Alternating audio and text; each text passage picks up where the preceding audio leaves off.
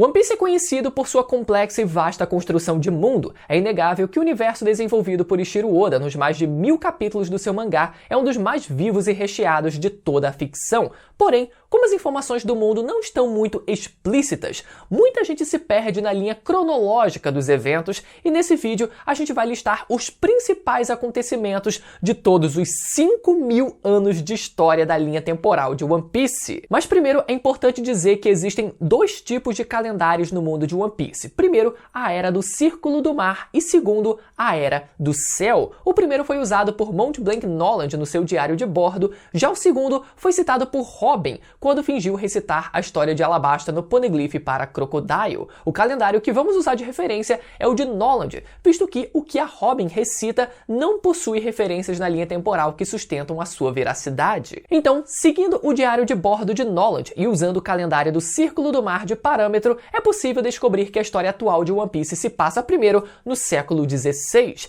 e com base nas datas exatas descritas por Noland, a divisão de mês e dia neste calendário parece corresponder ao calendário gregoriano, que é o calendário que a gente usa no mundo real. Dito isso, vamos conhecer a linha temporal completa do anime de One Piece. Começando com o evento mais recente do anime, temos primeiro você deixando o seu like aí embaixo e aceitando fazer parte do meu bando, se inscrevendo aí embaixo e ativando o sininho para ficar por dentro de tudo sobre o universo de One Piece. Essa foi boa. Agora sim, vamos lá. Começando com 5000 anos atrás, a Árvore do Conhecimento é plantada pelo antigo povo de Ohara, sendo o acontecimento mais antigo que temos em One Piece. 4000 anos atrás, o Palácio de Alubarna, que fica no reino de Alabasta, é construído. Sendo inspirado no Egito Antigo, era de se imaginar que Alabasta também fosse um reino milenar, e até onde sabemos, o mais antigo do mundo. 1500 anos atrás é o provável início da Era do Círculo do Mar. Pelo menos 1100 anos atrás, o povo alado, composto pelos Bilkans, Shandians e Skypians, que viviam como uma civilização avançadíssima, desce para o planeta azul por falta de recursos, se dividindo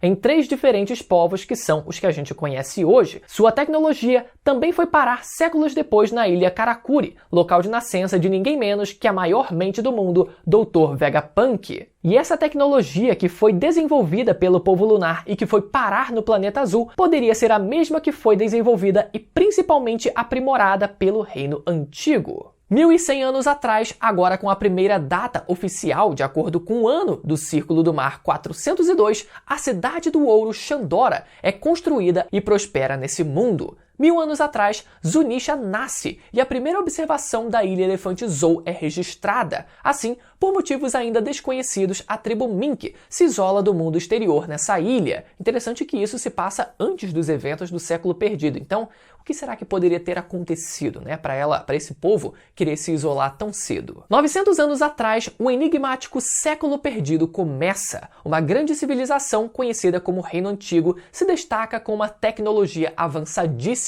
Um confronto acontece entre esse reino antigo e os 20 reinos. Nesse mesmo século, armas capazes de destruir o mundo são criadas e desaparecem sob circunstâncias misteriosas. Os únicos vestígios deixados para trás dessa civilização são os Poneglyphs. Nessa época, Joy Boy tenta levantar Noah com a ajuda de Poseidon, mas quebra sua promessa com a Ilha dos Tritões, deixando-o para aguardar o dia em que Noah poderia ser utilizado. Também foi nesse período que o robô gigante de ferro que vimos no arco de Egghead foi construído. Por fim, também foi nesse século que Joy Boy surge com a Hito Hito no Mi, despertada no seu modo Nika. 800 anos atrás, a família Riku se torna os novos governantes de Dressrosa, depois que a família Don Quixote deixou o país para viver em Marijoa, junto dos outros reinos que derrubaram o reino antigo. É neste século que Zunisha comete um crime e é condenado a vagar pelos mares pela eternidade até onde se sabe. Após uma grande guerra, o reino antigo é erradicado e Shandora é destruída.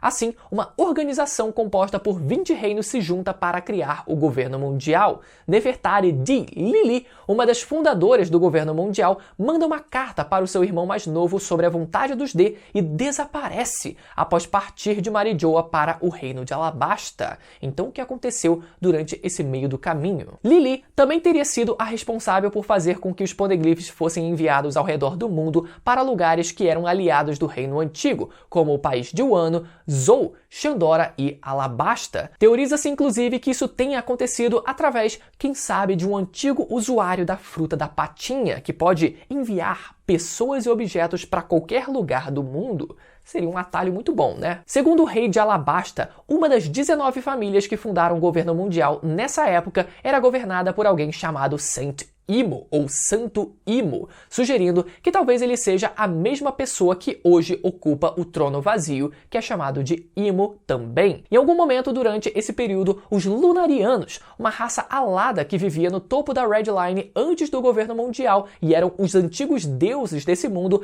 parecem ter sido expulsos de lá e ficado à beira da extinção. Depois de se estabelecer no poder do mundo, o governo mundial controla e censura tudo o que aconteceu nos últimos 100 anos, ao mesmo tempo que criminalizaram todos aqueles com a capacidade de ler os poneglyphs, assim como proíbem pesquisar sobre o Reino Antigo e os acontecimentos do século passado. Assim, o século perdido se encerra. 700 anos atrás, a pedido do governo mundial, uma ponte começa a ser construída em algum lugar do East Blue, no país Tequila Wolf, mas o seu propósito permanece desconhecido. Então, qual seria a intenção do governo mundial nessa época? 500 anos atrás, Ors, um governante de uma nação de bandidos ao redor do mundo, morre de congelamento ao atravessar as terras do norte e permanece preservado no gelo. 400 anos atrás, no dia 21 de junho de 1120, no ano do Círculo do Mar, Noland parte para o país Vira com o seu bando. Seguindo o log pose, ele se depara com um comerciante vendendo um artefato incomum de Skypiea chamado Waver. Vocês lembram dele?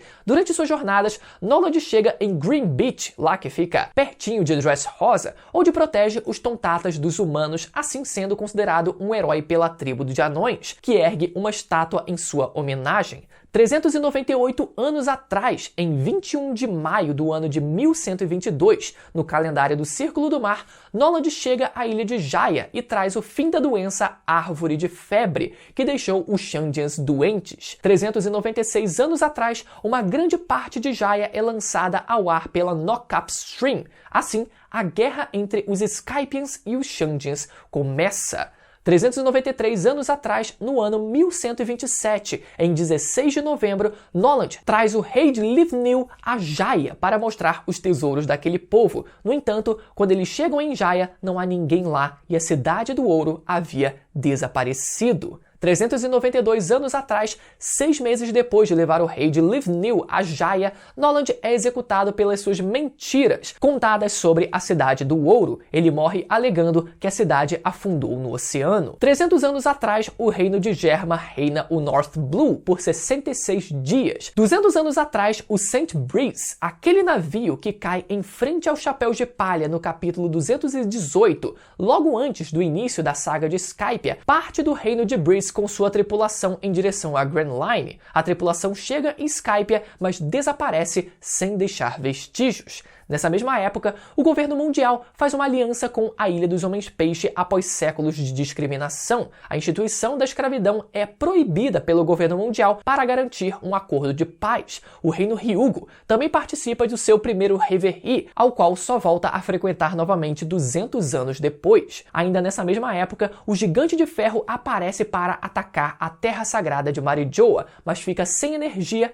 antes de poder causar qualquer dano àquela terra. 100 anos atrás, Dory e Brog começam os seus duelos em Little Garden, e sem seus dois capitães, os remanescentes dos piratas guerreiros gigantes são capturados e definidos para serem executados pelos fuzileiros navais. No entanto, Carmel convence os fuzileiros navais a deixarem-nos ir, e ela se junta a eles em seu caminho de volta para Elbaf. Pouco tempo depois, ela abre o orfanato chamado de Casa dos Carneiros e começa a cuidar de crianças abandonadas. Sem o conhecimento das crianças, no entanto, ela usa o orfanato como fachada para melhorar o seu ciclo de escravidão e continua a fazê-lo pelos próximos 37 anos.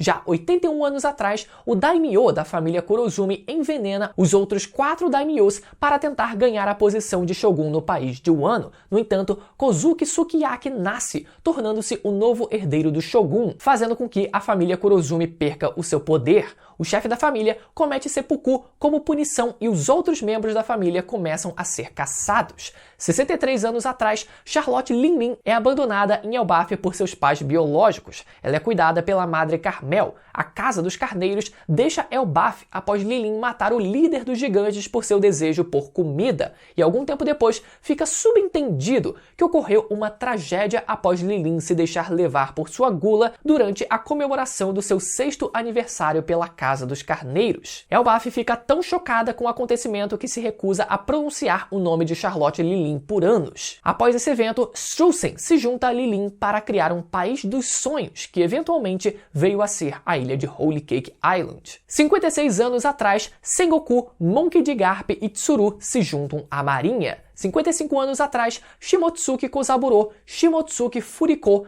Minamoto e outras 22 pessoas do país de Wano partem para o East Blue sem um motivo específico aparente. Chegando em uma ilha do East Blue, Kozaburo salva os moradores de bandidos e encontra uma aldeia que a nomeia de Vila Shimotsuki. 52 anos atrás, Labon chega a Reverse Mountain com os piratas Rumbar e é deixado para trás com Crocus nos Cabos Gêmeos para esperá-los. 50 anos atrás, os piratas Rumbar são forçados a se dividir em 2 depois que metade da tripulação, incluindo o capitão York, contrai uma doença incurável. Brook assume controle sobre a metade saudável da tripulação e pouco tempo depois, os piratas Rumbar são aniquilados por um bando pirata desconhecido no Triângulo Florian, não deixando sobreviventes. 49 anos atrás, a alma de Brook, devido a Yomi Yomi no Mi, encontra e retorna para o seu corpo, mas percebe que ele apodreceu, deixando apenas o seu esqueleto e o afro intactos. 44 anos atrás, um jovem Kaido se junta aos piratas Rocks como um aprendiz e é acolhida por Charlotte Linlin, que o apadrinha, dá pra dizer assim. 39 anos atrás, Gold Roger e sua tripulação se tornam os primeiros a chegar à ilha Roadstar,